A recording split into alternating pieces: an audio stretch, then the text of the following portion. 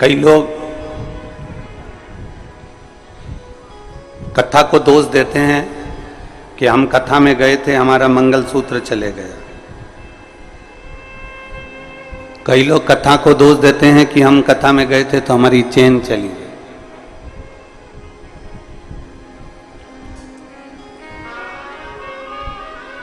कथा कभी तुमसे कही कि तुम सोने की चेन पहन कर आओ?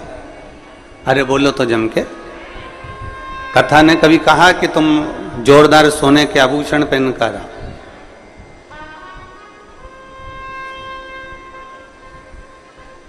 किसी ने कहा कि हमारी चेन चली गई, कोई कहे मंगलसूत्र चले गया, कोई कहे बैग चले गया, कोई कहे मोबाइल चले गया, पर आज तक ऐसा नहीं मिला जिसने कहा कि कथा सुनते सुनते मेरा दिल चले गया, मेरा दिल चले गया। ये मन महादेव के साथ चला गया।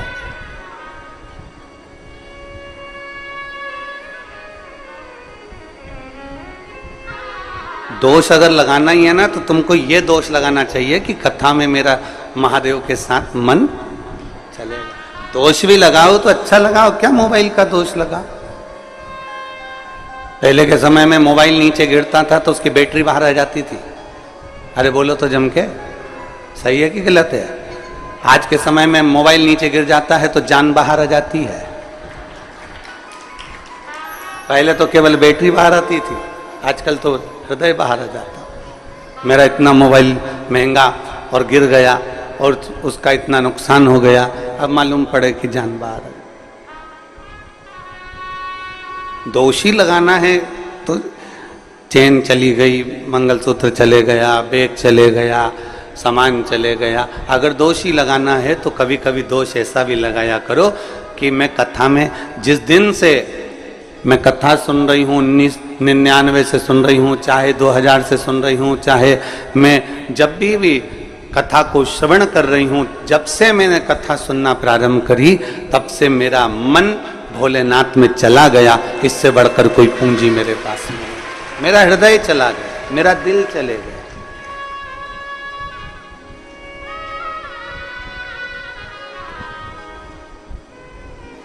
दोष लगाओ, मना नहीं, पर अच्छे दोष लगाओ कि हाँ कुछ गया।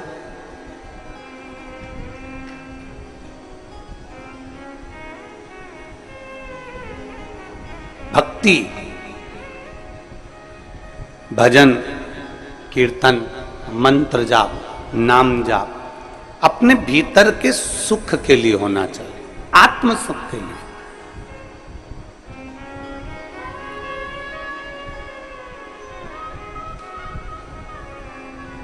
और जब हमारे आत्म सुख का हम विषय देखें, आप में से कोई लोग ऐसे भी बैठे होंगे जो कपड़े सिलते होंगे, कोई दर्जी भी बैठे होंगे जो सिलाई करते होंगे, कहीं मेरी जीजियाँ भी कोई ब्लाउज सिल लेती हैं, लहंगा सिल लेती हैं, साड़ी सिल का फाल पीको कर लेती हैं, वो भी बैठी होंगी। बहुत सारे लोग बैठे।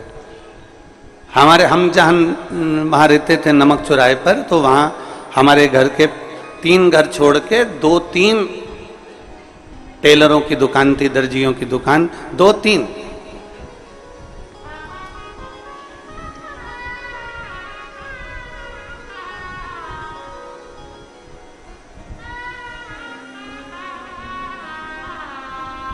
उनकी दुकान के सामने से जब निकलते थे तब हम देखते थे कि वो नया की नया कपड़ा आता था और उस कपड़े को धो के टांग देते थे। आपने देखा है कि नहीं देखा हमको नहीं मालूम, पर हम जहाँ रहते थे वहाँ हमारे घर के पास में 2-3 दुकानें थी और कपड़े को नया की नया कपड़ा, शर्ट का नया की नया कपड़ा, पेंट का, और उन्होंने पानी में से निकाला और टांग दिया। हमने पूछा, भैया ये कपड़ा तो नया है, इसको क्यों धो दिया? ये जितना छोटा होना है ना हो जाएगा, इसका जितना कलर निकलना है ना निकल जाएगा, और कलर निकल गया और छोटा हो गया, उसके बाद अगर हम इसको बनाएंगे ना तो फिर ये छोटा नहीं होगा। इसको धो के टांग दिया, फिर ये ना छोटा होगा ना इसका कलर निकलेगा। बस यही कि यही वेद व्यास जी कहते हैं, जैसे कपड़े वाला कपड़ा सिलने से पहले उसको धोकर टांग देता है कि इसका कलर नहीं निकले, ये कपड़ा छोटा ना हो, उसी तरह भगवान जन्म देने के बाद आपको शिव महापुराण की कथा में धोकर परमात्मा के चरणों में टांग देता है। परमात्मा के चरणों में ले जाकर गुरु आपको बिठा देता है। पहले सत्संग में, भजन में, कीर्तन में, शिव पुराण में आपको बाल्टी में, मतलब इस सत्संग रूपी अमृत में आपको धो देता है और धोने के बाद परमात्मा के पास में छोड़ देता है। फिर उसको मालूम है कि ये छोटा नहीं होगा, छोटा मतलब अहंकार, काम, आसक्ति, वासना, तृष्णा में ये जाएगा नहीं, निचोड़ेगा नहीं, और इसका कलर नहीं जाएगा। कलर से मतलब है कि जो अंदर इसके रंग भरा गया भगवान की भक्ति का, इसके अंदर जो रंग भरा गया राम नाम, कृष्ण नाम का, इसके अंदर जो रंग भरा गया भगवान की अविरल भक्ति का, फिर वो मिटने वाला नहीं है।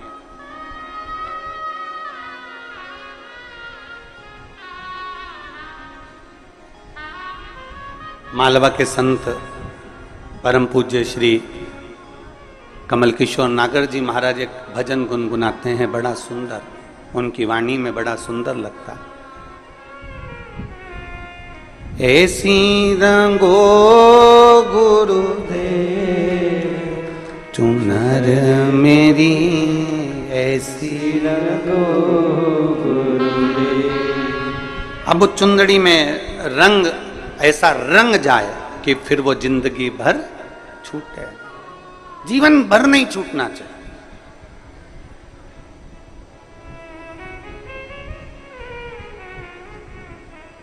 और राम लक्ष्मण भरत शत्रुघ्न हनुमत मेरी चूनर में, राम लक्ष्मण भरत शत्रुघ्न हनुमत मेरी चूनर में, सरयूं जैसी लहरा पाड़े ऐसी रंगो गुरुदेव चुनर मेरी, ऐसी रंगो गुरुदेव। महाराज एक रंग ऐसा रंग जा,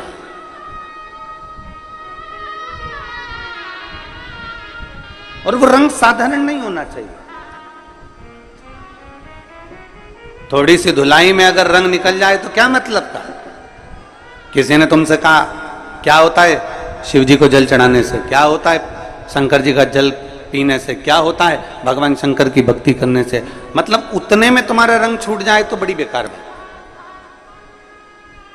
कोई तुमको बार बार कह रहा है कि बेलपत्री खाने से क्या होगा, जल चढ़ाने से क्या होगा, शिवलिंग पर जल चढ़ाकर पीने से क्या होगा, कोई ने कहा और तुम्हारा रंग छूट गया, शिव भक्ति छूट गई, तो व्यर्थ है तुम्हारा भजन, व्यर्थ है तुम्हारा कीर्तन, व्यर्थ है नाम।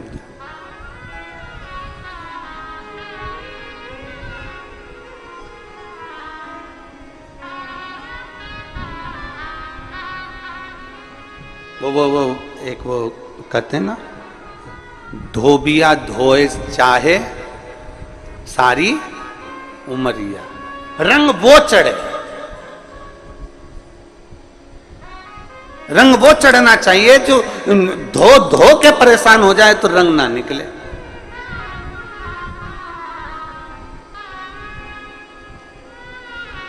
कपड़ा थोड़ा सा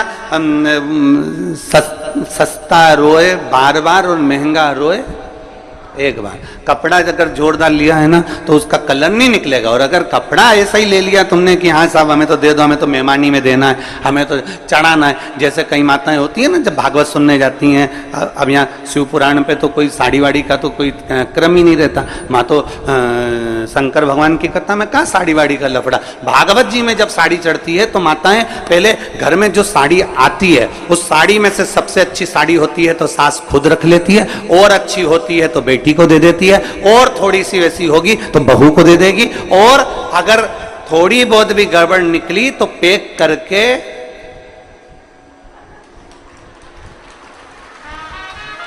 और भागवत जी में चढ़ा दे।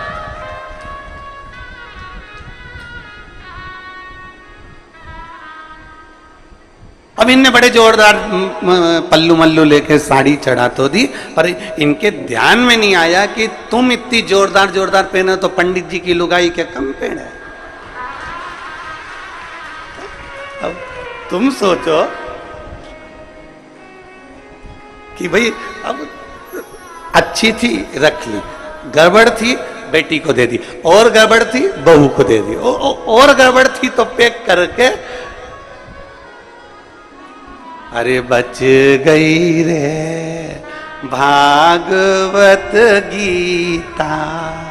और बचने के बाद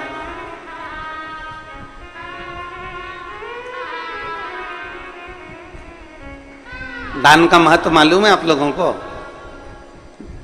दान का महत्व मालूम होना चाहिए। दान का महत्व किसको कहते हैं? जैसा तुम खाओ वैसा खिलाना जानो, जैसा तुम पहनो वैसा पहनाना जानो, जैसा स्वयं के लिए हो वैसा दूसरे को दिया जाए। पर आज के जमाने में लोग दान वैसा नहीं करते। आज के जमाने में दान तो ऐसा करते हैं कि घर में जो कबाड़ा है उसको साफ करना है तो किसी को दे दिया जाए, बस वहां से वहां, वहां से वहां, वहां से वहां चलता जाता है ना। इसलिए मेरे शंकर भगवान को वस्त्र तुम्हारा, आभूषण तुम्हारा, तुम्हारी ज्वेलरी, तुम्हारा धन, तुम्हारी दौलत, तुम्हारी संपदा, तुम्हारी सत्ता, तुम्हारा वैभव मेरे शंकर भगवान को नहीं चाहिए। शंकर भगवान को तो रोज एक लोटा जल चाहिए, क्योंकि जल कभी पुराना नहीं होता। जल जब यूज करोगे तब वो ताजा की ताजा है। जल का प्रयोग जब करोगे वो जल जल ही रहेगा। अग्नि, जल, हवा, पृथ्वी, आकाश कभी बासा नहीं होता, कभी बासा नहीं कहलाता। जल भी बासा नहीं कहलाता, जल जल ही रहता है। गंगा जल को तुम 2 साल, 5 साल, 10 साल, 20 साल, 25 साल पुराना गंगा जल भी तुम्हारे घर में रखा है तो वो बासा नहीं कहलाएगा। तुम्हारे ट्यूबवेल को खुदवाए हुए, तुम्हारे यहाँ कुआं खुदवाए हुए, तुम्हारे यहाँ बावड़ी लगाए हुए, तुमने जो कुंड खुदवाया, कुंडी खुदवाई, तालाब बनवाया, बावड़ी बनवाई, उस कुएं में जो पानी आता है वो कुआं खुदवाए तुम्हारे सालों हो गए, बरसों निकल गए, पर वो कुएं का जल हमेशा ताजा की ताजा ही कहलाता है। कभी भी पृथ्वी बासी नहीं कहलाती, हवा बासी नहीं कहलाती, जलवासी नहीं कहलाता, अग्निवासी नहीं कहलाता, आकाशवासी नहीं कहलाता। ये सब ताजे की ताजे हैं। इसका प्रयोग जब करोगे, तुम्हारे शरीर में ऑक्सीजन की कमी हो रही है, तुमने तुरंत वायु का प्रयोग करा, ताजा की ताजा है। शिव जी को तुमने जल चढ़ाया, जैसा भी तुम्हारे घर में जल था, जिस भाव में तुम्हारे यहाँ रखा हुआ था, जैसा रखा हुआ था वैसा एक लोटा लेकर शिव जी के पास पहुंच गए। शंकर भगवान ने ये नहीं कहा कि जल बासी है कि ताजा है। दुनिया के लोगों को तुम्हारा लोटा काला दिख रहा है, क्योंकि तांबे का लोटा काला जल्दी हो जाता है।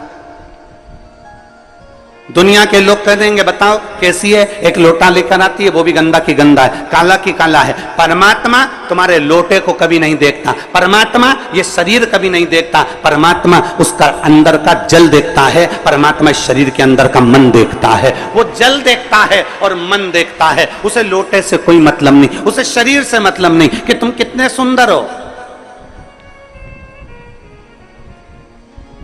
उसको शरीर से मतलब नहीं कि तुम्हारी सुंदरता कितनी है, तुम कौन हो, उसको शरीर से कोई। तुम कितने करोड़पति हो, कितने अरबपति हो, कितने वैभवपति हो, तुम दुनिया के कितने बड़े भी करोड़पति बन जाओ, पर कितने बड़े भी सेठ बन जाओ, शंकर भगवान रहते हैं शमशान में, जहां सबकी शान सम है, उसका नाम सम शान है, वहां सब बराबर हैं। पैसे वाला व्यक्ति मरकर जाता है वो भी राख का ढेर बन जाता है, और गरीब व्यक्ति मरकर जाता है वो भी राख का ढेर बन जाता है। पैसे वाला जाता है तो वो भी सफेद चादर में जाता है, गरीब जाता है वो भी सफेद चादर में जाता है। पैसे वाला जाता है वो भी बांस पर बांबू पर जाता है, गरीब भी जाता है तो बांस पर बांबू पर जाता है। अमीर भी जाएगा तो कंधे पर जाएगा, भले उसके यहाँ कितनी भी BMW खड़ी हो, भले उसके घर में कितनी बड़ी बड़ी गाड़ियां खड़ी हो, कितने बड़े बड़े भी उसके पास में ड्राइवर खड़े हों, पर आखिरी सवारी तो कंधा ही होता है। चाहे वो पैसे वाला मरे चाहे गरीब मरे, गाड़ियां सब दरवाजे पर खड़ी की खड़ी रह जाती है। अंत समय परमात्मा के द्वार पर जाना पड़ता है। शिव का दरवाजा है ही ऐसा, शंकर की चौखट है ही ऐसी, शिव का द्वार है ही ऐसा, जहां सबकी शान सम है, उसका नाम सम शान है, वहां कोई बड़ा नहीं, कोई छोटा नहीं, जो आया उसकी दृष्टि में सब बराबर हैं। बस वो तो तुम्हारे ऊपर का सुंदरता नहीं देखता, आप कितने अच्छे कपड़े पहने हो उससे मेरे शंकर जी को कोई मतलब नहीं है, आपने क्या पहना मेरे बाबा को उससे कोई मतलब नहीं है, आपका लोटा कैसा हो रहा है मेरे बाबा को उससे कोई मतलब नहीं है। बाबा तो ये कहता है कि तेरे लोटे में जो जल है मुझे उससे मतलब है, और तेरी इस काया के अंदर जो तेरा मन है मुझे उससे मतलब है, बाकी का किसी चीज से मुझे मतलब नहीं। क्या करूं क्या करूं मैं उस लोटे का? अब मालूम पड़े कई कई माताएं ऐसी भी होती है कि लोटा तो घिस रही है, साफ भी कर लिया, पर दिल, लोटा साफ कर कर मंदिर में पहुंच भी गई, और पहुंचने के बाद अगर वहां मंदिर में झगड़ा करे, हट हट थोड़ा साइड दे, मैं नहीं चढ़ाऊं जल, बेलपत्ती चढ़ाई, इतनी देर में दूसरी उठा के ले गई, तो आंखें बंद करी थी और गुस्से में लाल हो गई, मेरी बेलपत्ती कौन ले गया? आसपास देखा, अब बता, लोटा तो तूने बहुत घिसा था पर दिल नहीं घिस पाई। अरे सोचना था तेरे को, हो सकता है तो उससे ज्यादा जरूरत किसी दूसरे को तेरी बेलपत्री की थी, इसलिए लेकर चली।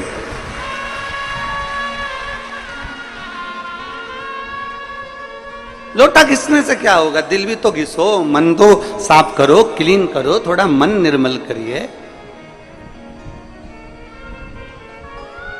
और मैंने तेरे ही भरोसे बाबा, तेरे ही भरोसे हवा बिच उड़ती जावांगी, बाबा डोर हटो छड़ी ना करती जावांगी, भोले मैं तेरी पतंग, शंभू मैं तेरी पतंग, हवा बिच उड़ती जावांगी, बाबा डोर हटो छड़ी ना कटती जावांगी। अपना मन तो क्लीन करो, मन साफ करो, जरूर है।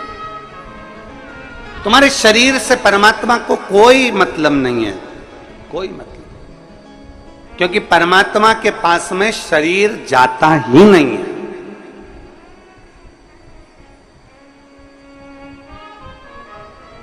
तुम्हारे कोई रिश्तेदार मरे हो और उनका शरीर ऊपर गया हो तो बता देना। जिसने खूब बादाम खाई हो, हर हफ्ते ब्यूटी पार्लर गई हो, उसका शरीर भी ऊपर नहीं गया। गया? अरे बोलो तो जम के,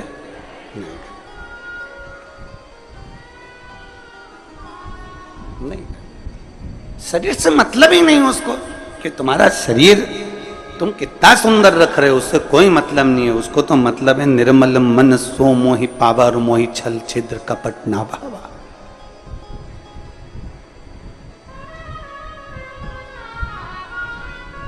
तीन चीजें हैं,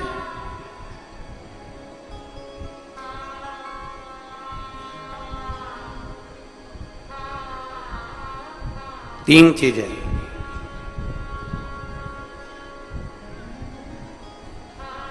बचपन जो निकलता है वो लड़कापन में निकल जाता है, बचपन लाड़पन में निकल जाता है, जवानी अकड़न में निकल जाती है, और बुढ़ापा तड़फन में निकल जाता है। बचपन गया, लड़कपन में निकल गया, छोटा है, अकल नहीं है, बुद्धि नहीं है, चित्त नहीं है, ये नहीं है, वो नहीं है, लड़कपन में निकल गए। जवानी अकड़ में निकल गई, तुम मुझे जानते नहीं हो, तुम मुझे पहचानते नहीं हो। कभी कभी ये शब्द भी बड़ा सुंदर शब्द है, तुम मुझे जानते नहीं हो। एक चौराहे पर जब कोई व्यक्ति किसी की गाड़ी रोक लेता है ना, तो गाड़ी रोकते से ही तुरंत, तुम मुझे जानते नहीं हो। तो उसने पूछा तुम कौन हो? फिर तुरंत उसने नाम बताया और उसकी गाड़ी छूट गई। बोला छूटी कि नहीं छूटी? अरे जम के तो बोलो, छूट जाती है ना। नाम बताया उसने और उसकी गाड़ी छूटी।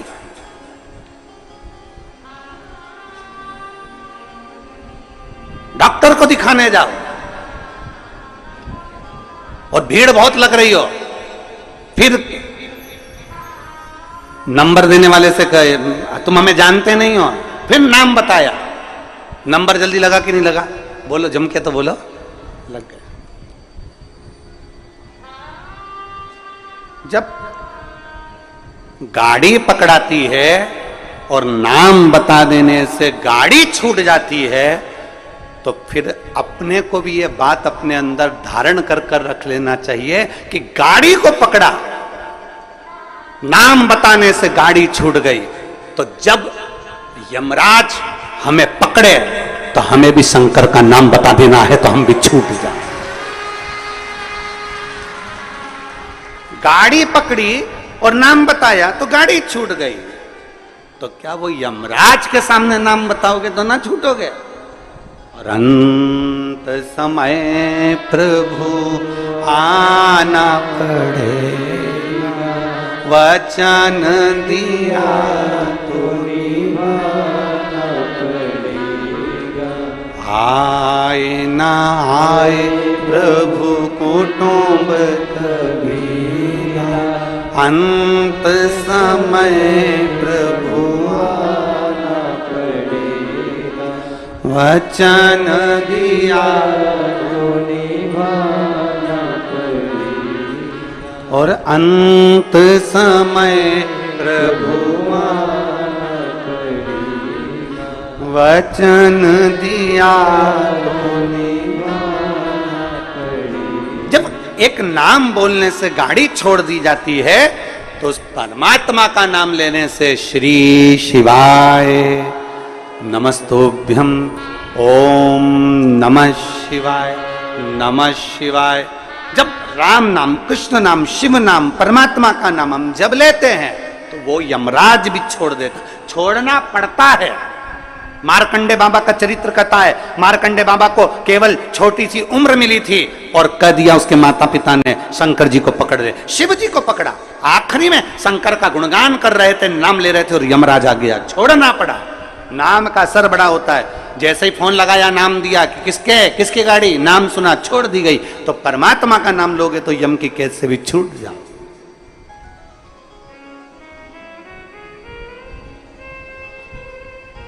बस नाम की मूलता को पहचान।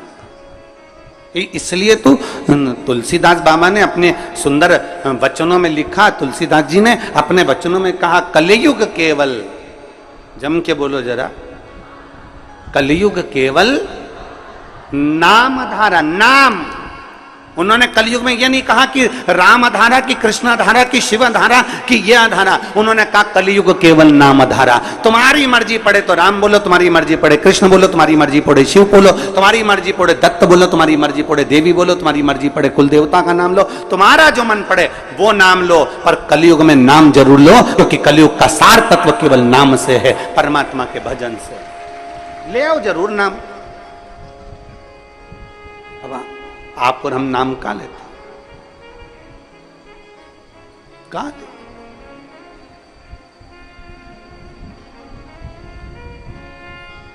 एक पत्र है,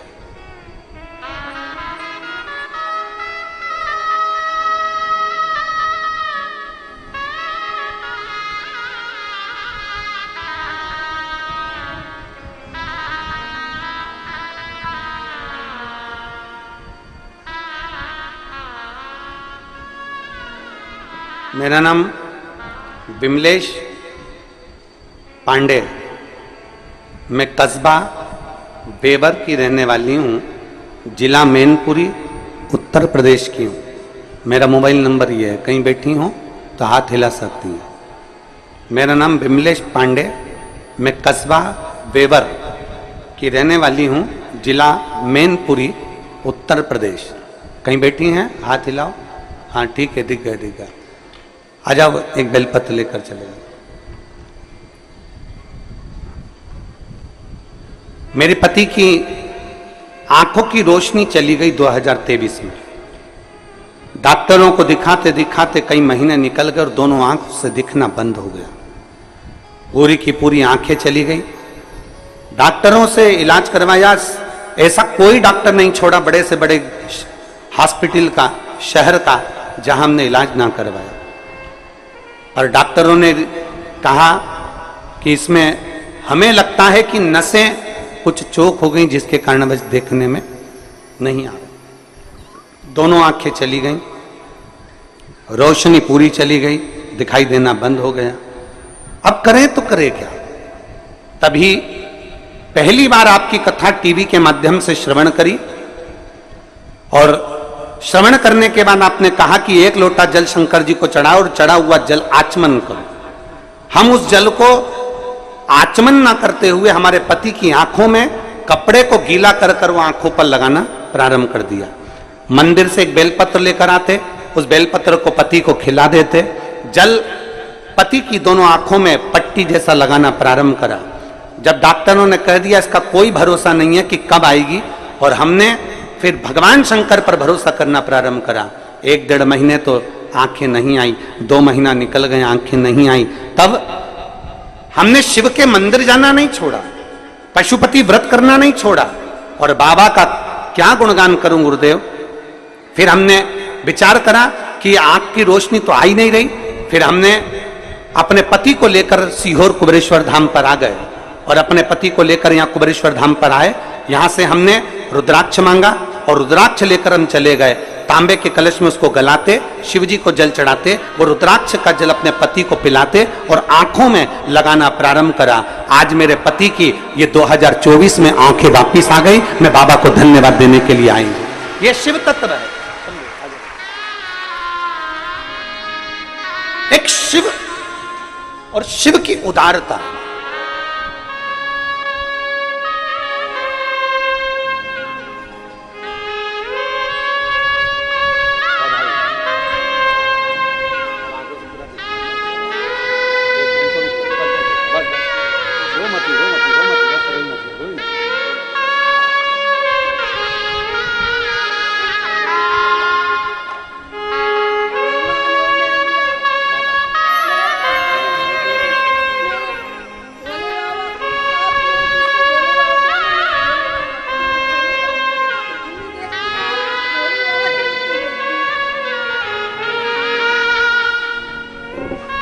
शिव तत्व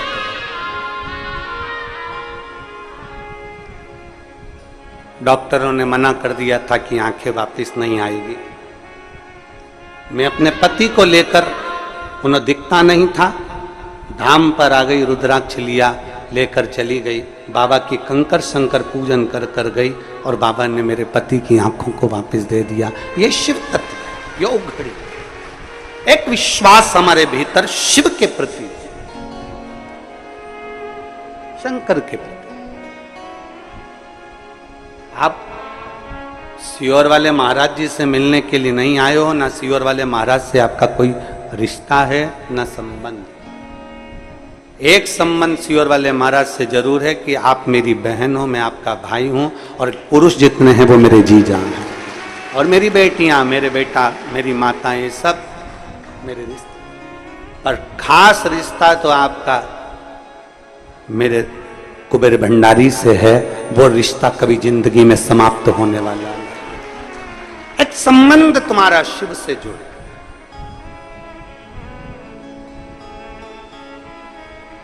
आश्रित हो तो परमात्मा पर हो, किसी दूसरे पर आश्रित नहीं होना। भरोसा करना तो मेरे देवाधिदेव महादेव पर करना, दूसरे पर कभी भरोसा नहीं। इंसान का करा गया भरोसा टूट जाएगा, पर परमात्मा का करा गया हुआ भरोसा कभी जिंदगी में नहीं टूटता। वो भरोसा अजर और अमर रहता है। आपको लगता होगा कि कोई बहुत पैसे वाला है, बहुत करोड़पति है, बहुत धनपति है, बहुत वैभव है उसके पास में, तो बड़ा सुखी होगा। शिव महापुराण की कथा में माता पार्वती जी ने भगवान शंकर से कहा, भोले बाबा आपका और हमारा विवाह हुआ है, एक लड़की जब किसी लड़के से विवाह करती है, शादी करती है, तो उसके मन में बहुत सारी तमन्नाएं होती है, बहुत सारी आस लगी होती है, बहुत आस रहती है उसकी। एक लड़की जब किसी लड़के से विवाह करती है तो उसके मन में यह आस होती है कि बड़ा घर मिलेगा, परिवार मिलेगा, पति अच्छा मिलेगा, सास ससुर अच्छे मिलेंगे, रिश्तेदार नातेदार अच्छे मिलेंगे, मैं जिस घर में ब्याह कर जाऊंगी मां भोजन की कोई कमी नहीं होगी, मेरे रहने के लिए अच्छा कमरा, अच्छा भवन, सब कुछ मिलेगा, बड़ा बंगला, बड़ा महल मिलेगा। पर भोले बाबा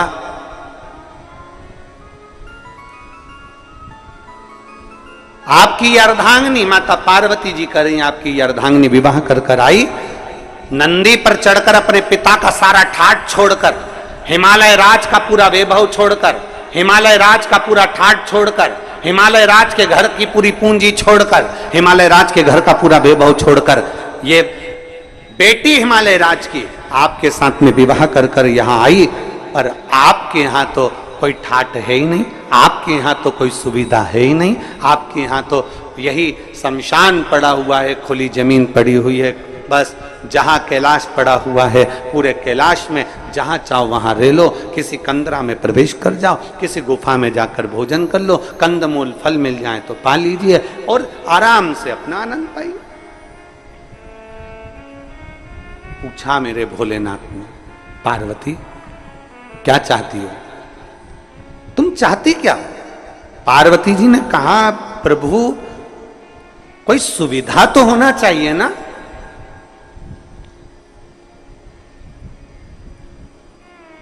तुम सारे तीर्थ में जाओ, वहां पर बहुत सुविधा देखना, सारे तीर्थों में बहुत सुविधा देखना, एसी का रूम मिल जाए, अच्छा पलंग मिल जाए, अच्छी गादी मिल जाए, अच्छा कमरा मिल जाए, अच्छी व्यवस्था मिल जाए, अच्छा भोजन मिल जाए, अच्छे से अच्छा सामान मिल जाए, हम जब मंदिर में दर्शन करने जाएं तो हमारा वीआईपी दर्शन हो जाए, हम जब पहुंचें तो मंदिरों में हमारा ये आनंदमय कोई आए और हमारा हाथ पकड़कर हमको दर्शन कराए।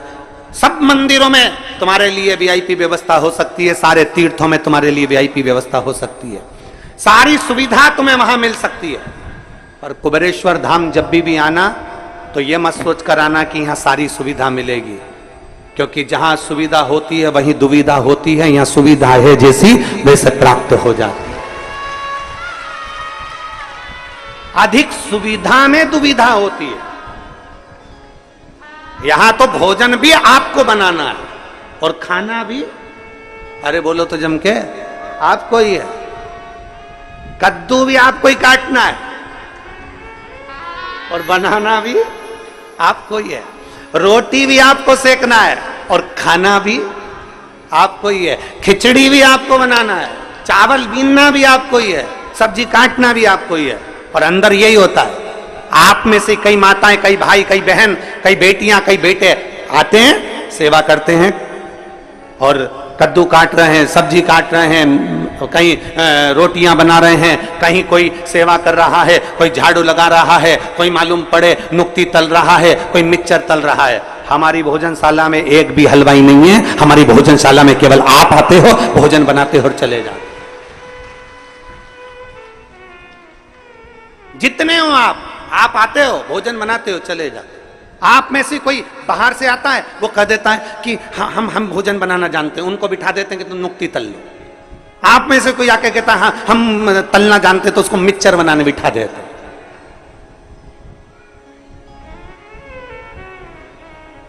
हम तो बाबा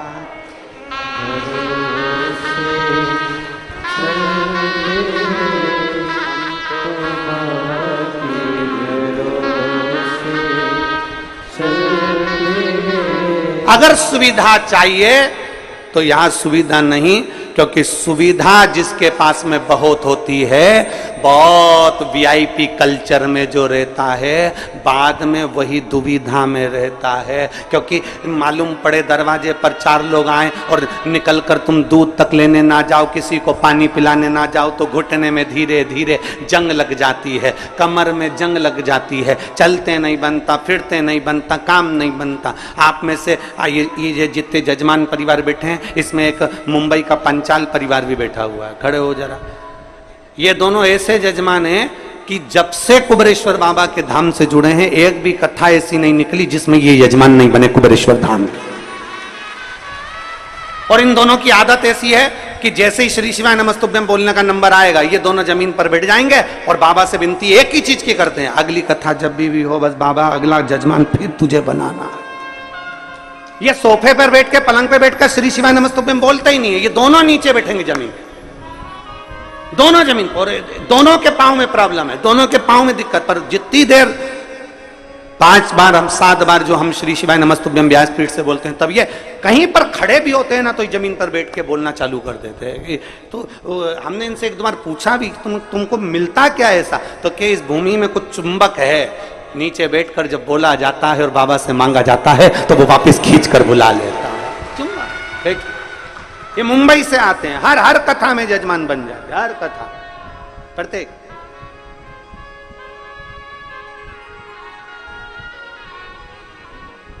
यहां सुविधा नहीं है। जिसको बहुत सारा राजसी ठाट चाहिए तो वो अपने घर से, अगर किसी को लगता हो कि हाँ हमको ये वीआईपी व्यवस्था चाहिए, तो अपने घर से एक बढ़िया गाड़ी तैयार करे, उसमें पूरी व्यवस्था लेकर पहुंचे। पर बाबा के यहाँ पर तो केवल एक चीज मिलती है, यहाँ कंकर और शंकर के सिवा कुछ नहीं मिलेगा।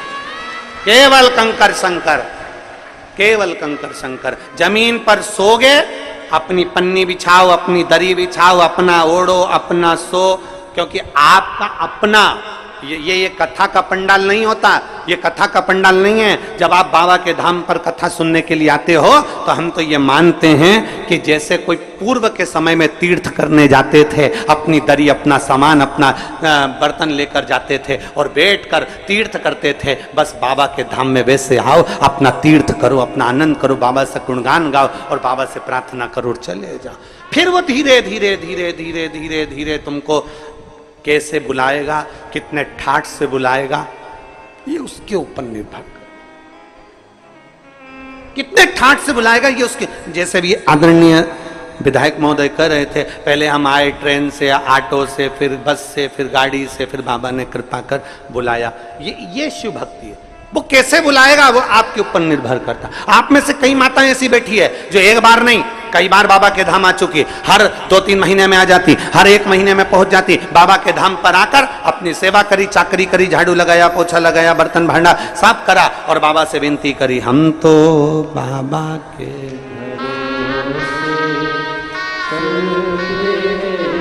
सुविधा में दुविधा। आप जितनी सुविधा में रहोगे उतने दुविधा में रहोगे, जितनी सुविधा में रहोगे। तुम देखो जितनी सुविधा में तुम रह रहे हो, एसी का रूम, डनलप का गद्दा, वीआईपी ट्रीटमेंट में रह रहे हो, उसके बाद में भी कमर में दर्द है, सारे डॉक्टरों का वीआईपी इलाज चल रहा है तो भी तकलीफ पे तकलीफ चल रही है, मतलब सुविधा में दुविधा है। और जिसको सुविधा में दुविधा लग रही है उसको स्मरण करना चाहिए कि आओ बाबा के धाम, थोड़ी मेहनत करो, थोड़ा परिश्रम करो, मेहनत। और जब हम बाबा के धाम में आकर थोड़ा सा परिश्रम करते हैं, बाबा से अपने दिल की बात कहीं बैठकर 108 बार श्री शिवा नमस्तुभ्यम जब हम कहते हैं, बाबा उसको स्वीकार कर लेता है। एक पत्र है,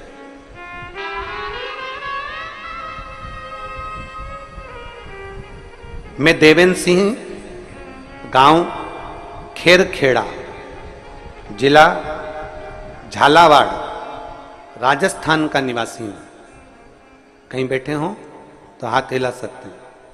मैं देवेंद्र सिंह, गांव खेरखेड़ा, जिला झालावाड़, राजस्थान का निवासी हूं। दोनों हाथ हिला दो एक बार। आ जाओ, एक बेलपत्र लेकर चले जाना, आ जाइए। गुरुदेव, मैं 2 साल से इंडियन आर्मी की तैयारी कर रहा था, लेकिन पत्र को आप लोग एलईडी पर या अपने मोबाइल पर या आस्था चैनल पर पढ़ सकते हैं। तैयारी कर रहा था लेकिन किसी न किसी कारण से असफल हो जाता था।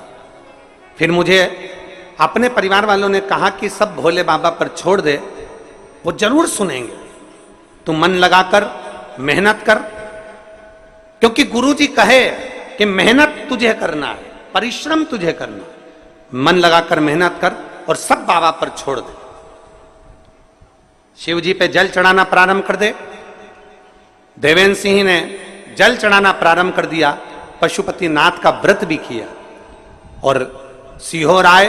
यहां आकर हमने कंकर शंकर की पूजन करी और कंकर शंकर की पूजन कर कर भोले बाबा से प्रार्थना करी और बाबा ने ऐसी कृपा कर दी कि आज मेरी सिलेक्शन इंडियन आर्मी में हो गया और मेरी पोस्टिंग जम्मू में हुई है। मैं जम्मू में पोस्ट हूं।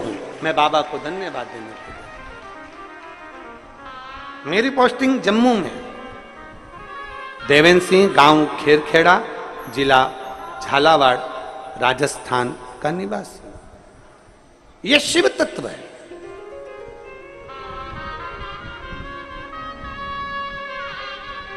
बस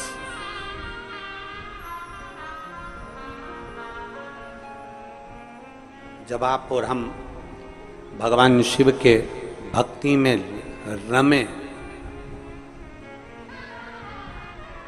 जब आप और हम भगवान शंकर की अविरल भक्ति में रमे, जो महापुराण की कथा कहती है, उस समय पर हमारे भीतर, हमारे मन में संशय नहीं होना चाहिए। इस पत्र में लिखा कि मेरे परिवार वालों ने मुझसे कहा कि शिव पर छोड़ दे, मेहनत पूरी करना, परिश्रम पूरा करना। मेहनत पूरी कर, परिश्रम पूरा कर। कहा गुरुजी बोलते हैं कि मेहनत में पीछे नहीं हटना है, मतलब मेहनत तो आपको डपट के करना पड़ेगी। और फिर निवेदन है जो हमने परसों की कथा में कहा था, खांसी हमें चली है तो खांसना हमें पड़ेगा, छींक हमें आई है तो छींकना हमें पड़ेगा, कष्ट हमें आया है तो भोगना हमें पड़ेगा। उसी तरह आपको अगर दुख है तो मेरे बाबा का गुणगान भी आपको करना पड़ेगा, आपकी मेहनत के साथ करना पड़ेगा, आपके परिश्रम के साथ।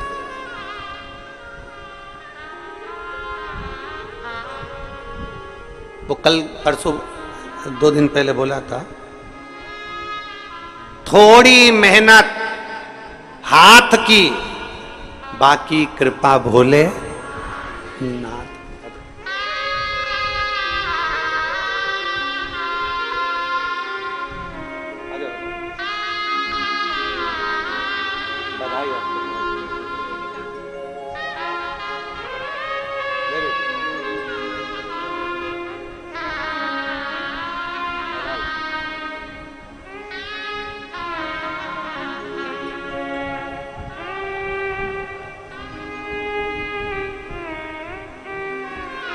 एक शिव के प्रति भरोसा, थोड़ी मेहनत हाथ की, बाकी कृपा भोले नाथ। मेहनत करो, परिश्रम करो, पीछे नहीं हटना।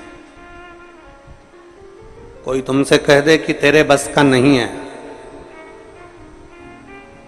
कोई तुमसे कह दे कि तू नहीं कर सकता, कोई कह दे तुमसे कि तेरी गवर्नमेंट जॉब नहीं लगेगी, कोई तुमसे कह दे कि तेरा इंटरव्यू में तू पास नहीं होगा, कोई तुमसे कह दे कि तू इस सब्जेक्ट में नहीं निकल सकता, कोई तुमसे कह दे कि तू सीए नहीं बन सकता, तब उसको एक बार शिव महापुराण की कथा सुनने का मौका देना और उससे कहना कि इतनी मेहनत कर, दुनिया की चुनौती को अपने दिल में रख और चुनौती को दिल में रखकर उसको उस मेहनत के बल पर आगे बढ़कर नौकरी लगाकर अपनी मेहनत कर। कैसे नहीं होगा जी, कैसे नहीं? हार किसकी होती है? जो मेहनत ही नहीं करता। हार किसकी है? जो मेहनत ही नहीं करता। दुकान खोल कर बैठ गया, उसके बाद मन ही नहीं लग रहा क्योंकि इसमें व्यापार अच्छा नहीं चलेगा, व्यापार अच्छा नहीं चल रहा, व्यापार अच्छा नहीं चल रहा, क्योंकि तेरी रुचि नहीं है ना, तो उसमें संघर्ष ही नहीं कर रहा, तो उसमें मेहनत ही नहीं कर रहा।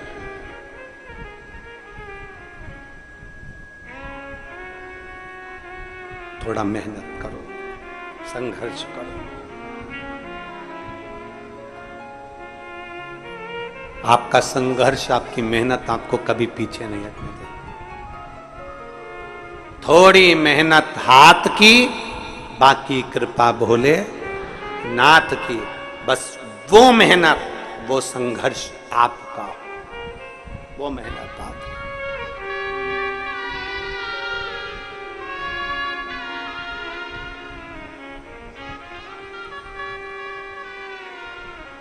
और महाराज जब हम पूर्ण भरोसे के साथ में देवाधिदेव महादेव की भक्ति में रम जाते हैं, पूर्ण भरोसे के साथ, हम पूर्ण विश्वास के साथ में भगवान शंकर की अविरल भक्ति में जब हम रमते हैं, हमारे ऊपर शिव की दृष्टि पड़ती ही है, शंकर की दृष्टि पड़ेगी।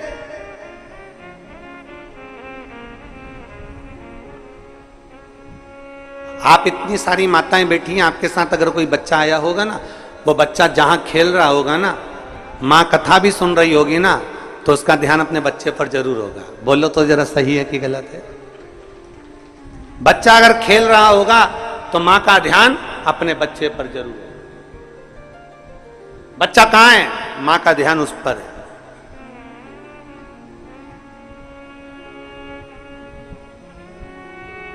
अपने बच्चे पर मां का ध्यान बना रहता है, अपने बच्चे पर पिता का ध्यान बना रहता है, उसी तरह एक लोटा जल चढ़ाने वाले पर मेरे शंकर का ध्यान बना रहता है, बना रहता है। आप शिव के मंदिर में एक लोटा जल चढ़ाने जा रहे हो, शंकर का ध्यान आप पर है, भगवान शंकर का ध्यान आप पर। आप शिव कथा सुन रहे हो, भगवान शंकर का ध्यान आप पर है। सबसे बड़ी भक्ति कौन सी है? मां शबरी अम्बा ने पूछ लिया राम जी से, नवदा भक्ति में सर्वश्रेष्ठ भक्ति कौन सी? नवदा भक्ति में सबसे प्रबल भक्ति कौन सी? नवदा भक्ति में सबसे श्रेष्ठ भक्ति कौन सी है? तो भगवान राम ने कह दिया श्रवणम। नवदा भक्ति में सबसे बड़ी भक्ति है भगवान की कथा को सुनना। जब हम कथा सुनते हैं, परमात्मा कानों के रास्ते से दिल में जाकर बैठ जाता है, हमारा विश्वास पक्का हो जाता है और हमारा दुख अपने आप मिट जाता है। श्रवणम सबसे प्रबल भक्ति है, श्रवणम सारी भक्तियों में श्रेष्ठ भक्ति है। श्रवण करना, सुन लेना। और आज के जमाने में सुनने का ही तो आदत नहीं है महाराज। आज के जमाने में सास कह दी है हम किसी की नहीं सुनेंगे, बहू कह देती है हम भी किसी की नहीं सुनेंगे, बेटा कह देता है मैं किसी की नहीं सुनूंगा, बाप कह देता है मैं किसी की नहीं सुनूंगा, भाई कह देता है मैं किसी की नहीं सुनूंगा, पोता पोती कह देते हैं हम किसी की नहीं सुनेंगे। तो क्या सीओर वाला महाराज सुनेगा?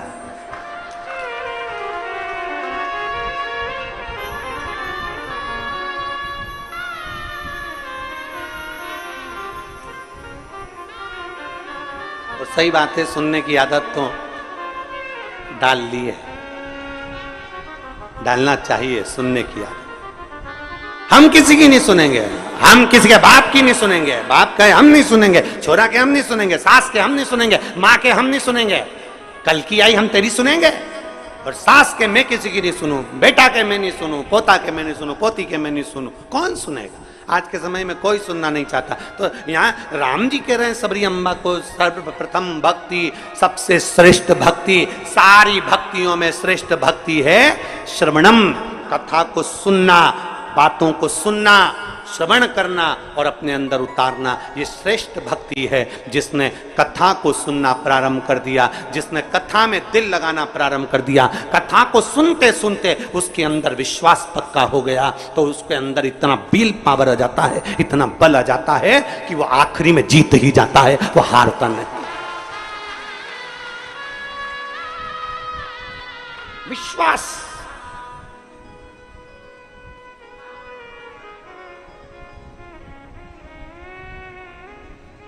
सुनो।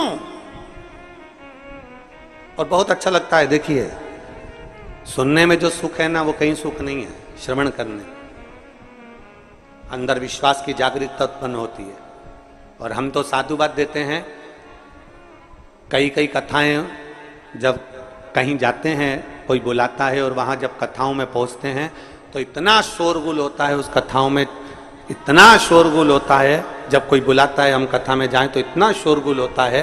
पर आप लोगों को मैं नमन करता हूं कि लाखों की भीड़ आती है। अभी भी देख लो, 1 2 3 पंडाल खच भरे, उसके बाद भी एक सुई भी गिर जाए तो मालूम पड़ जाए, इतने साइलेंट होकर आप लोग कथा को श्रवण करते,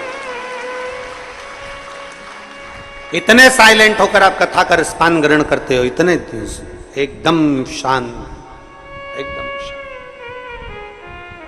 श्रवणम, सुनो।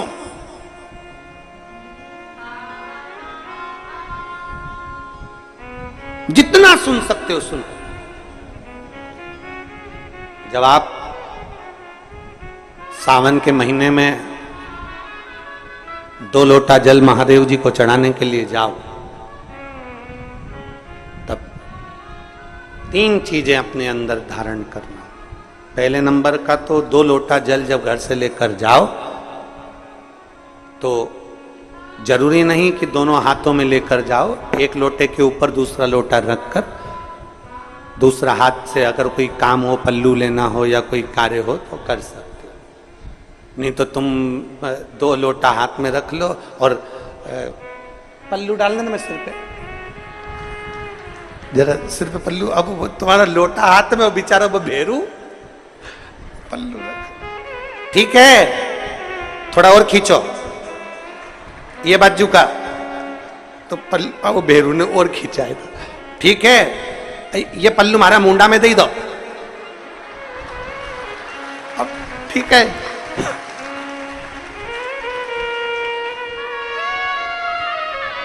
और थोड़ी दूर चली और याद आ गया, ओ बाप, इतने में भेरू ने कहा क्या हो गया, क्या हुआ? ओ हमारे फूल माला की पन्नी तो ही रह गई, जरा उठाओ, उठाओ जरा,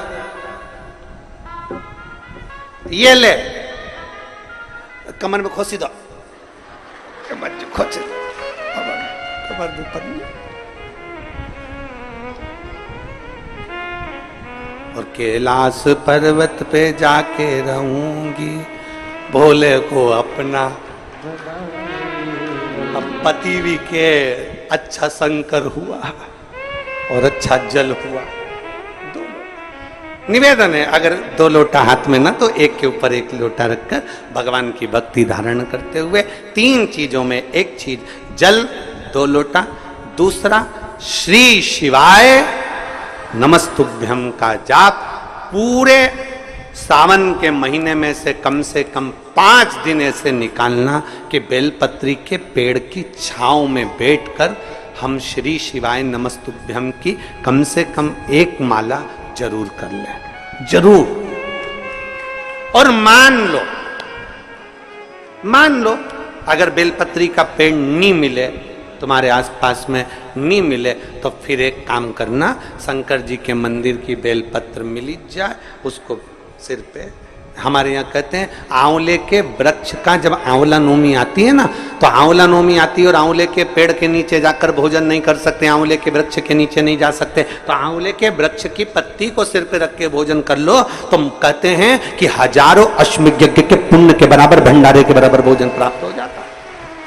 आंवले के वृक्ष की पत्ती, तो वो बेलपत्र भी मस्तक पर बाबा को प्रणाम कर कर फिर वही बेलपत्र का आनंद करते हुए भाव से उस बेलपत्र को मात्र शीश से लगाई लिया ना, मस्तक पर चढ़ाई लिया ना, तो भी भगवान की अविरल भक्ति प्राप्त हो सकती, अविरल।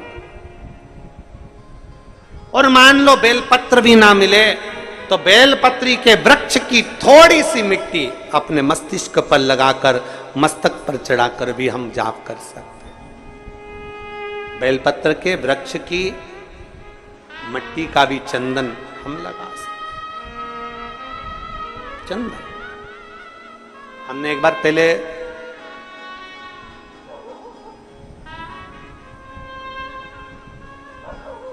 दो 2019 में एक बात कही थी, आपके स्मरण में है कि नहीं वो पता नहीं हमको, पर हमने कहा था कि मान लो यदि कोई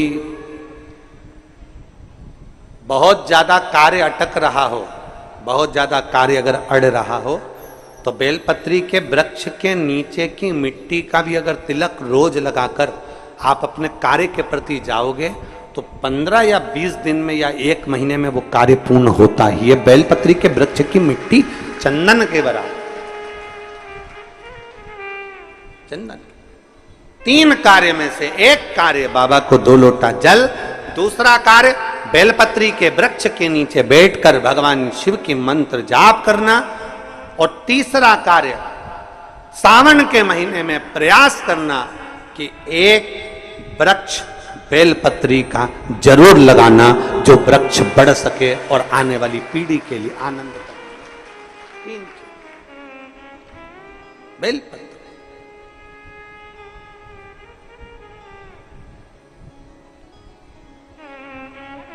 शिव का नाम लेकर, भगवान शंकर की स्तुति कर शिव के करीब,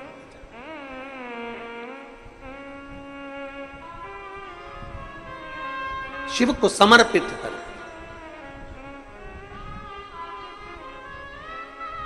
भाव से ये भाव रखकर लगाना कि हम जिंदा हैं तो बेलपत्री का पत्ता, बेलपत्र हम भगवान शिव को चढ़ा रहे हैं, बेलपत्र हम शंकर को चढ़ा रहे हैं।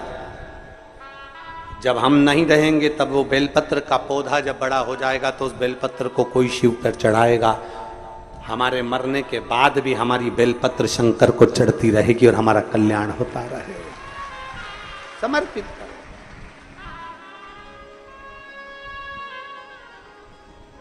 बाबा को समर्पित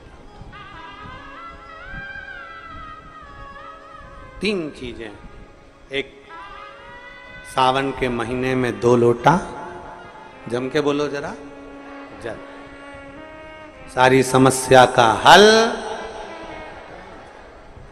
दूसरा, बेलपत्र के वृक्ष के नीचे श्री शिवाय नमस्तुभ्यं, या पंचाक्षर मंत्र नमः शिवाय, या षडाक्षर मंत्र ओम नमः शिवाय।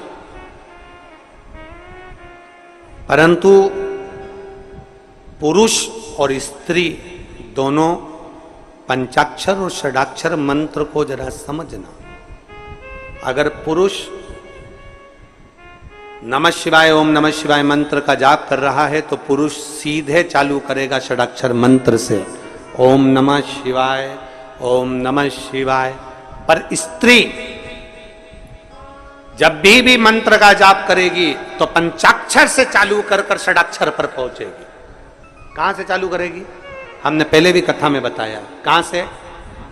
जम के बोलिए जरा, नमः शिवाय, फिर बाद में षडाक्षर पर आएगी ओम नमः शिवाय, नमः शिवाय ओम नमः शिवाय, नमः शिवाय ओम नमः शिवाय, नमः शिवाय ओम नमः शिवाय, नमः शिवाय ओम नमः शिवाय। पुरुष ओम नमः शिवाय ओम नमः शिवाय ओम नमः शिवाय जप सकता, पर स्त्री पंचाक्षर से चालू कर षडाक्षर पर पहुंचेगी और पुरुष षडाक्षर से चालू कर देगा, ओम नमः शिवाय ओम नमः शिवाय ओम नमः शिवाय ओम नमः शिवाय ओम नमः शिवाय। ये पुरुष चालू कर दिया। पर स्त्री जब जपेगी नमः शिवाय ओम नमः शिवाय ओम नमः शिवाय ओम नमः शिवाय, पंचाक्षर से चालू करा।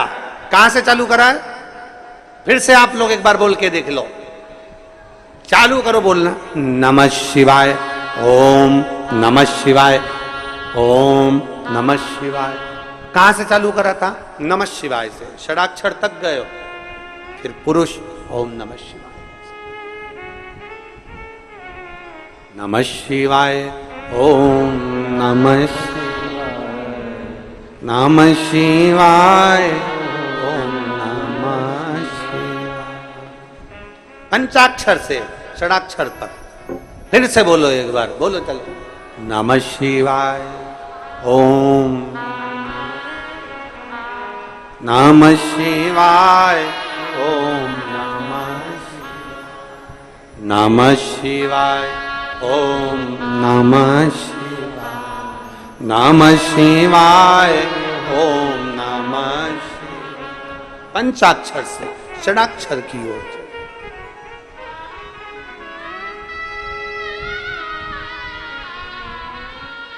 पार्वती मैया शिव जी के साथ में विराजी।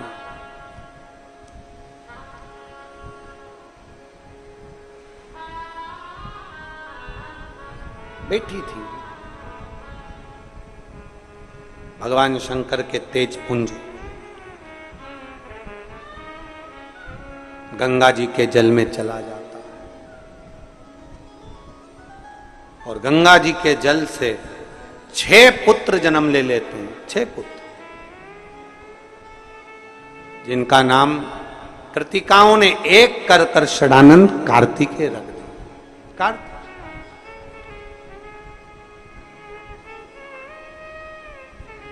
षडानंद कार्तिकेय जी जब माता पार्वती जी के पास में आए और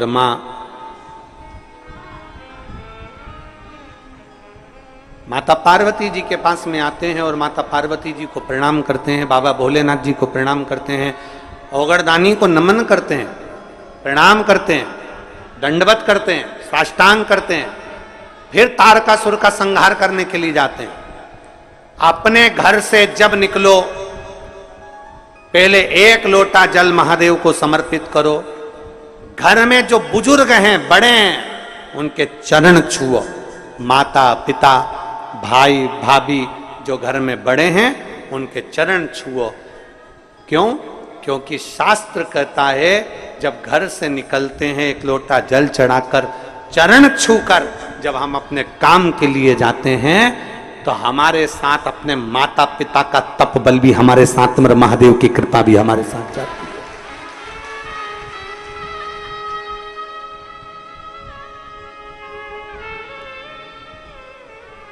तप बल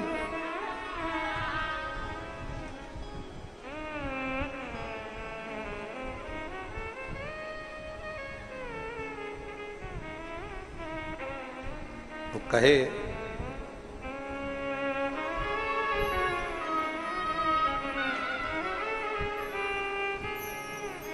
महाराज अपनी किस्मत का ताला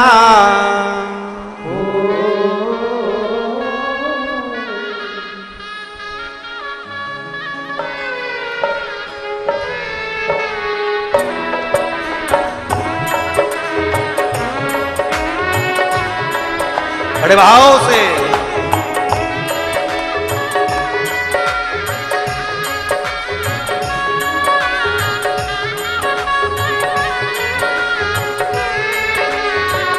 हो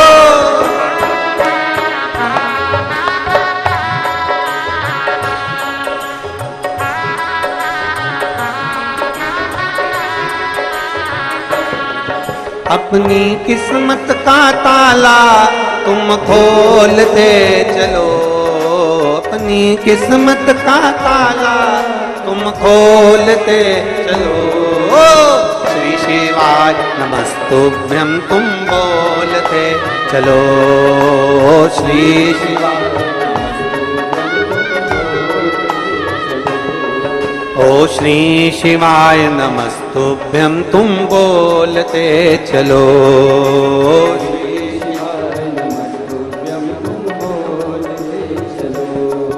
अपनी किस्मत का ताला हो, अपनी किस्मत का ताला हो, अपनी किस्मत का ताला तुम खोलते चलो।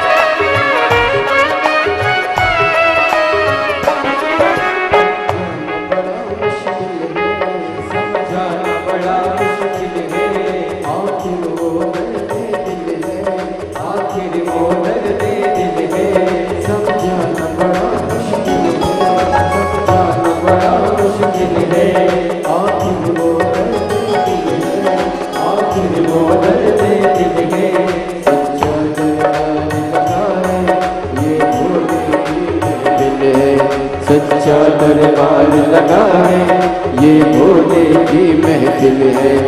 नैनों को डमरू वाले का हो, नैनों को काशी वाले का हो, नैनों को डमरू वाले का दीदार चाहिए। वो काशी रहने वाला भोलानाथ चाहिए, वो काशी रहने वाला भोलानाथ चाहिए।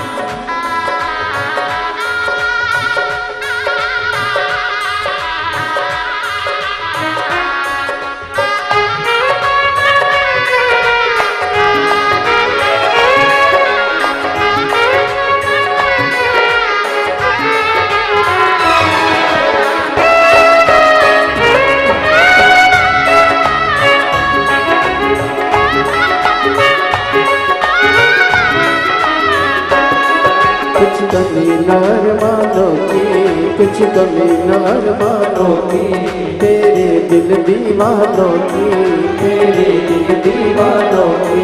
कुछ कमी नार मानो की, कुछ कमी नार मानो की, तेरे दिल दीवानों की, तेरे दिल दीवानों की।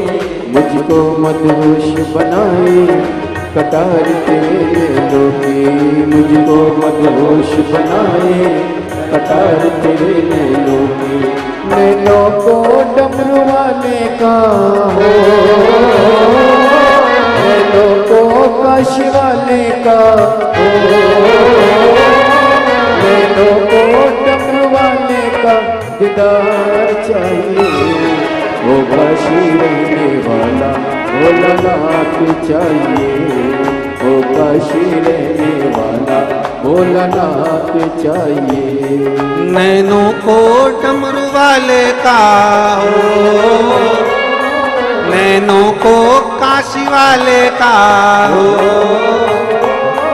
नैनों को डमरू वाले का दीदार चाहिए। वो काशी रहने वाला भोलानाथ चाहिए, वो काशी रहने वाला भोलानाथ चाहिए।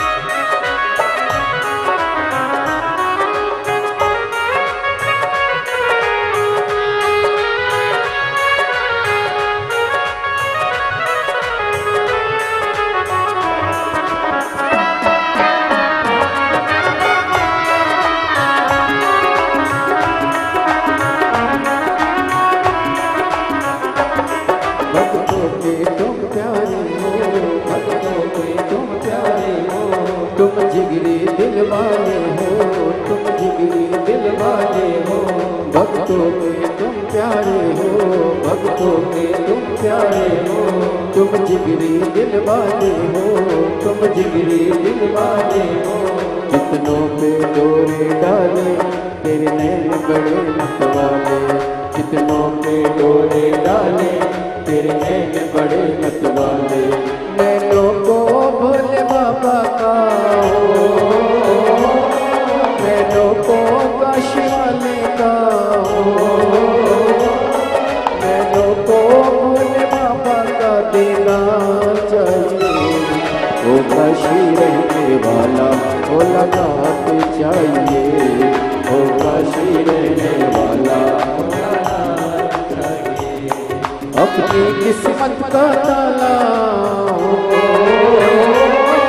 अपनी किस्मत का ताला तुम खोलते चलो, श्री शिवाय नमस्तुभ्यं बोलते चलो, श्री शिवाय नमस्तुभ्यं बोलते चलो।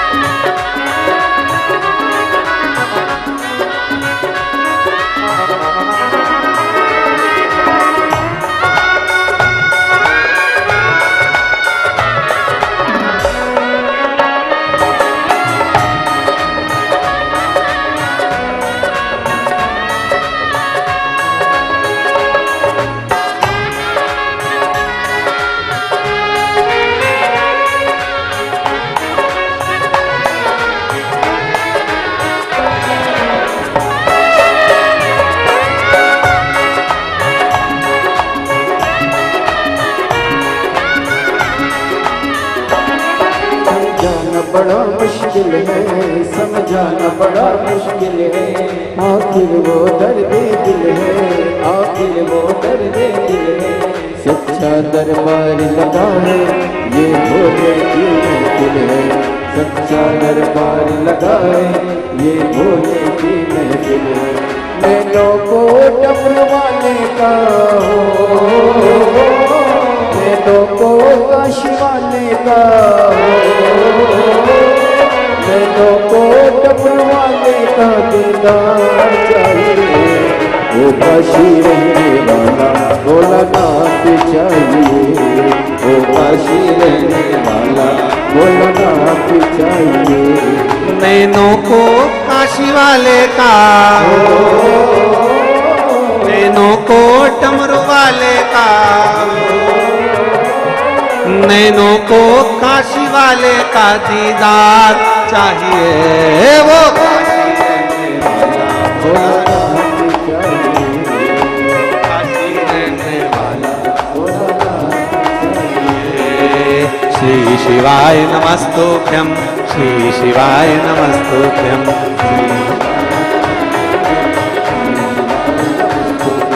श्री शिवाय नमस्तुभ्यं, श्री शिवाय नमस्तुभ्यं।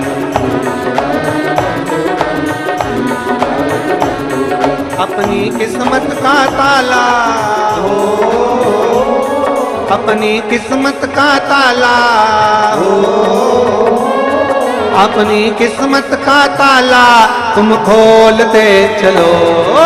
श्री शिवाय नमस्तुभ्यं तुम बोलते चलो, श्री शिवाय नमस्तुभ्यं तुम बोलते श्री शिवाय नमस्तुभ्यं तुम बोलते हो श्री शिवाय हार अपने स्थान पर बैठकर भगवान शिव जी से अपने मन की बात बड़े भाव के साथ दिल से प्रार्थना करिए, भाव से बाबा से विनय करिए, निवेदन करिए, देवाधिदेव महादेव स्वीकार करें। जहाँ जगह मिले वहाँ बैठकर भगवान शिव से अपने मन की बात बड़े भाव के साथ दिल से करें।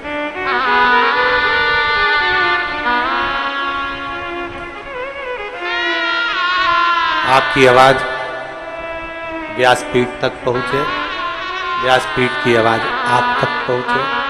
दिल से बाबा से निवेदन करिए।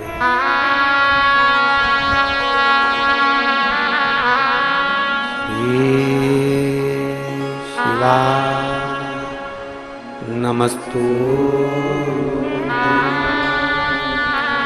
श्री शिवाय नमस्तु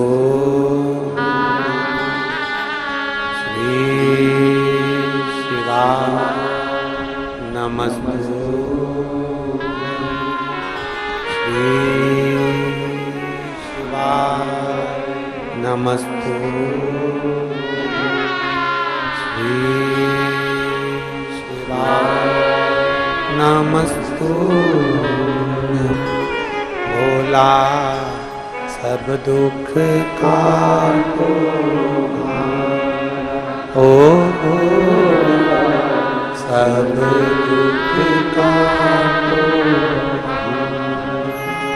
शिव शंकर जपू तेरी माला, भोले बाबा जपू तेरी माला। भोला सब दुख काटो ओ भोला सब दुख काटो। वेश है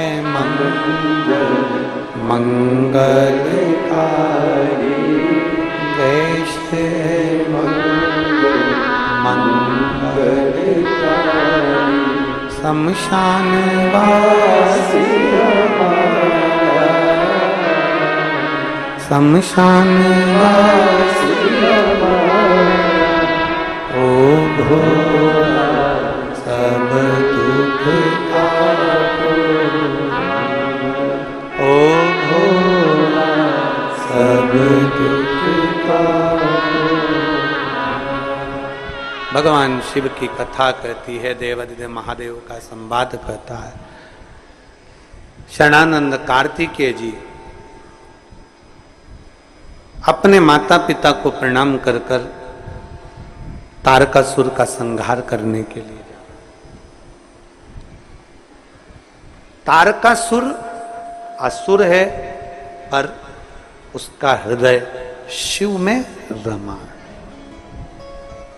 हमने एक बात पहले कही थी कथा के अंतर्गत कि शंकर का कोई द्रोही नहीं, मेरे शिव जी का कोई दुश्मन नहीं। शंकर भगवान का जो भक्त होता है उसका कोई द्रोही नहीं, शिव का कोई द्रोही नहीं, शंकर का कोई दुश्मन नहीं।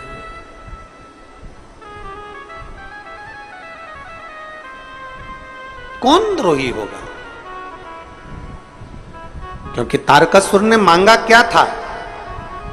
तारकासुर ने मांगा था केवल ब्रह्मदेव से वर मांगा कि मुझे वर दीजिए, कि वर ऐसा दीजिए कि मैं अगर मरूं तो शंकर जी के पुत्र के द्वारा,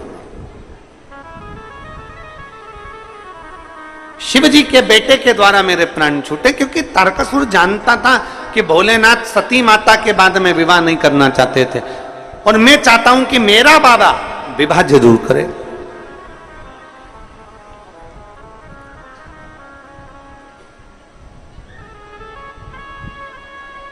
ये शिव महापुराण की कथा कहती है, अपना घर, अपना परिवार, अपना कुटुंब, अपने रिश्ते, अपने नाते कभी मत छोड़ो। उस कुटुंब में, उस परिवार में, उन रिश्तों में, उन नातों में रमे। पर रमते रमते शिव की भक्ति को। एक बहन ने पत्र लिखा,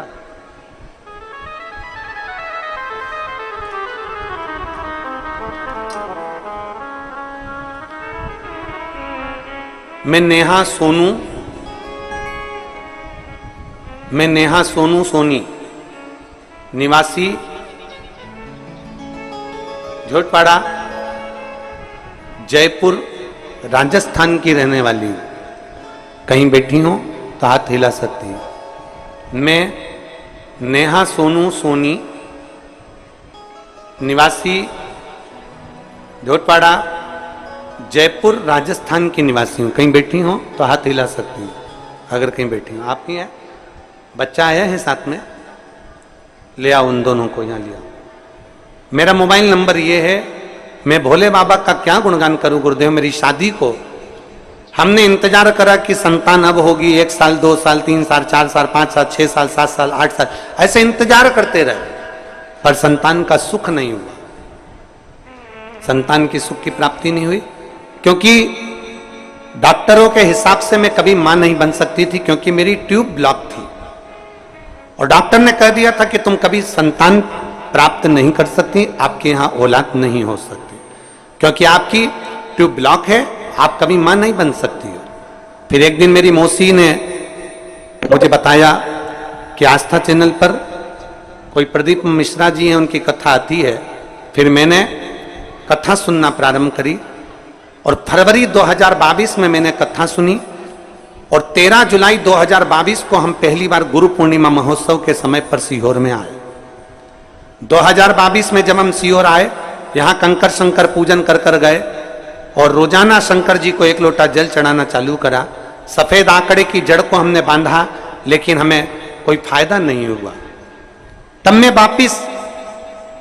फिर वापिस आपकी कथा पर भरोसा कर 8 नवंबर 2022 को फिर सीहोर आ गई। हमने बाबा का दरवाजा नहीं छोड़ा। एक बार काम नहीं हुआ, दूसरी बार फिर हम नवंबर के महीने में आ गए और यहां से हम रुद्राक्ष लेकर चले गए। रुद्राक्ष का जल तांबे के कलश में गलाकर पीना प्रारंभ करा और जुलाई 2023 को फिर वापिस हम सीहोर आ गए। नवंबर में आए, फिर हम 2023 में फिर सीहोर आ गए जुलाई के महीने में। अब की बार में जब सीहोर आई तो मैंने बाबा के कंकर बीने और कंकर बीन कर उसकी पूजन करी। पहले हम 1 कंकर की पूजन कर कर गए, फिर आपने जो 5 कंकर का वर्णन करा उस 5 कंकर को बीन कर पूजन करी, बाबा से विनती करी, 1 लोटा जल बाबा को चढ़ाना चालू करा और फिर हम कोटा में, जब आप कथा में कहते हो कि एक दिन पंडाल में अगर बैठकर आपने कथा सुनी है तो उसका फल जरूर मिलेगा, हमने हमारे पति से कहकर कोटा में जब आपकी कथा हो रही थी तो हम कथा सुनने के लिए 1 दिन के लिए गए और कोटा की कथा में कथा सुनी और बाबा से विनती करी। मैं 2 बार आपके सीहोर होकर आ गई हूं, मैं 2 बार आपकी जड़ बांध चुकी हूं, कुछ भी करो पर मेरे यहां संतान देना। मैं 2 बार सीहोर आ गई, 2 बार मैंने जड़ बांध ली, 2 बार पशुपति व्रत कर ली है। आप नहीं सुनोगे तो आप सीहोर वाले महाराज की तो सुनोगे, मेरी गोदी भर दो ना बाबा। और बाबा ने ऐसी कृपा कर दी, 26 मई 2024 को मेरे घर में 2 बच्चों ने जन्म लिया, एक बेटा और एक बेटी ने जन्म लिया। मैं बाबा की कृपा से लिया। 26 मई 2024 को मेरे यहां बाबा की कृपा से 2 बच्चों ने जन्म लिया। मैं बाबा के धाम लेकर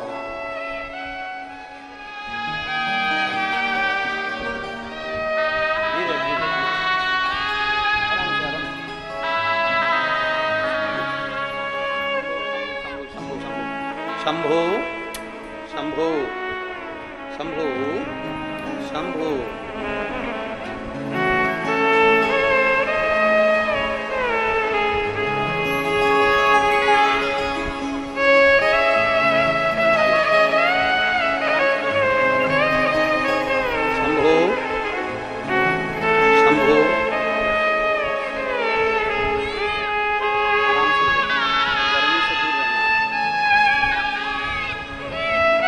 अभी 1 महीने के हैं, एक बार जोरदार ताली बजाएं।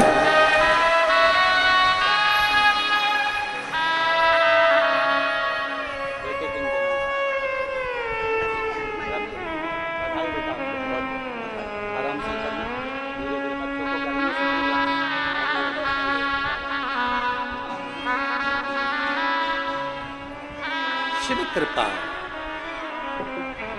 बाबा की दया। और रिश्ता तेरा मेरा सबसे प्यारा, रिश्ता तेरा मेरा सबसे प्यारा, तू मेरा बाबा, मैं हूँ तेरा लाला, मैं हूँ तेरा लाला, तू मेरा बाबा, मैं हूँ तेरा लाला, मैं हूँ तेरा लाला। 26 मई 2024 को बच्चों का जन्म हुआ। 1-2 महीने के बच्चे हैं और ये बाबा से उसने झगड़ा कर लिया। मैं 2 बार तेरे यहाँ आ गई, 2 बार पशुपति व्रत कर लिया, इसलिए बाबा ने शिव कृपा, शंभु ओघड़ी है, उसकी दया, उसकी कृपा, उसकी दया। कम एक पत्र है,